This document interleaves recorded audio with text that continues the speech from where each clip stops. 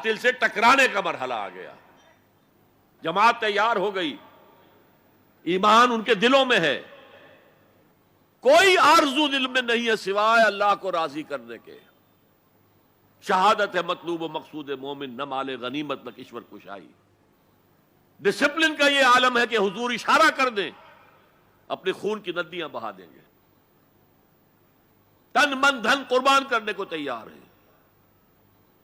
اب اور معتدوے تعداد میں آ گئے ہیں، تب آپ نے نظام سے ٹکر مول لی اور اس نظام کو جڑ سے اکھیڑ کر پھینک دیا۔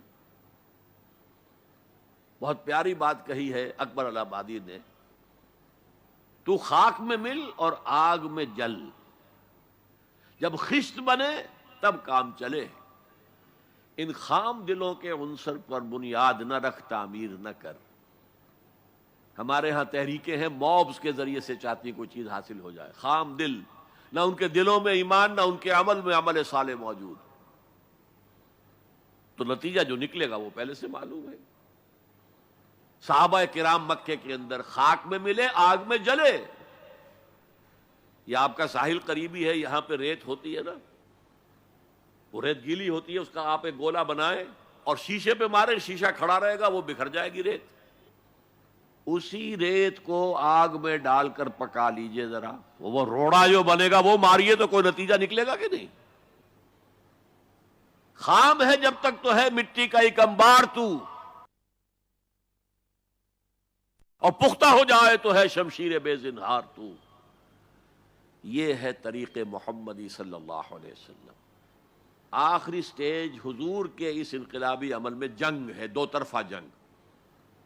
یقاتلون فی سبیل اللہ فیقتلون ویقتلون، اللہ کی راہ میں قتال کرتے ہیں، قتل کرتے بھی ہیں، قتل ہوتے بھی ہیں۔ بدر میں 70 قرشی سردار مارے گئے، احد میں 70 صحابہ شہید ہو گئے۔ کوئی ضمانت نہیں ہے کہ تم جنگ میں جاؤ تمہیں کوئی نقصان نہیں ہوگا، نہیں۔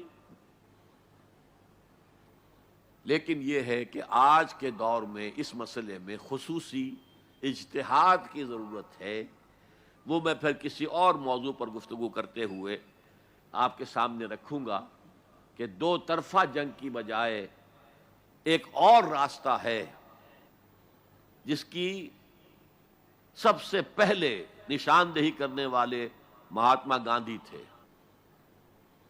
Non violent, naan cooperation. ہم نے تو انگریز کو کچھ نہیں کہا، ہم تمہارے کپڑا نہیں پہنیں گے تمہارا، ہم تو چرخہ کاٹیں گے، سوت کاٹیں گے، اس سے اپنی کھدر بنائیں گے، وہ پہنیں گے۔ اور کتنی بڑی چوٹ لگ گئی ان پر، کپڑوں کے انبار لگتے جا رہے ہیں، اتنی بڑی مارکیٹ کھوئی گئی، لیکن ہم نے تو کچھ نہیں کہا۔ انہوں نے قانون تو نہیں بنایا ہوا تھا کہ ہمارا کپڑا ضرور پہنو گے تم۔ Non violent, naan cooperation. پھر آیا نان وائلنٹ سول ڈس اوبیڈینس۔ پرماتما نے سمندر میں نمک پیدا کیا، ہم پرماتما کے سمندر سے پرماتما کا نمک لینے جا رہے ہیں۔ اس کا مطلب کیا تھا؟ You have challenge the taxation policy of British India. اب لاٹھیاں پڑی، جیلیں بھری، ہوا کہ نہیں؟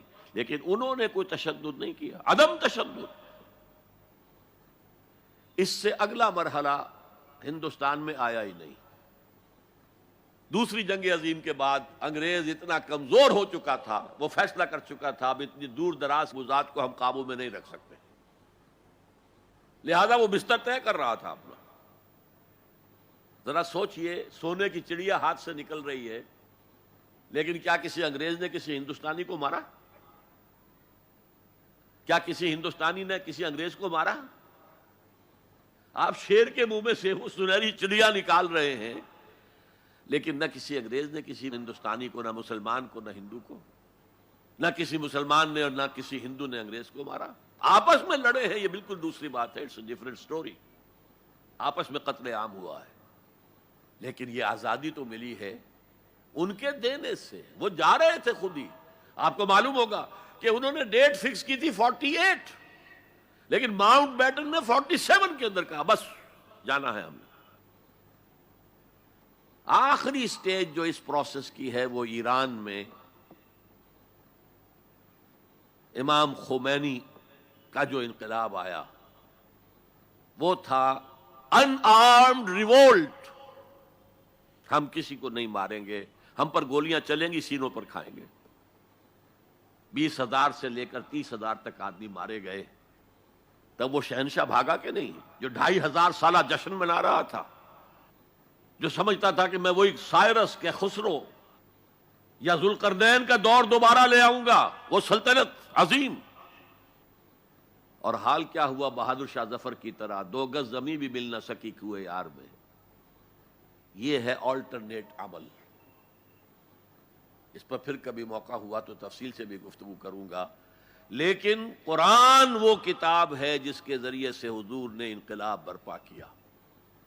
جیسے کہ داس کیپٹل وہ کتاب ہے جس کے ذریعے سے مونشویکس اینڈ بولشویکس نے رشیا میں انقلاب برپا کیا. نیست پیغمبر ولیکن در بغل دارت کتاب. وہ مارکس جو ہے پیغمبر تو نہیں ہے, لیکن اپنی بغل میں کتاب لے کے آیا ہے. اور وہ داس کیپٹل کس قدر مؤثر تھی, اس نے کس طرح لوگوں کو پوزیس کیا ہے اور کس طریقے سے لوگوں کو تیار کیا ہے کہ زار کی فوجوں کے سامنے کھڑے ہوئے ہیں اور گولیاں کھا رہے ہیں سینہ کھول کر. وہ ایک کتاب تھی, وہ بھی کتاب تھی.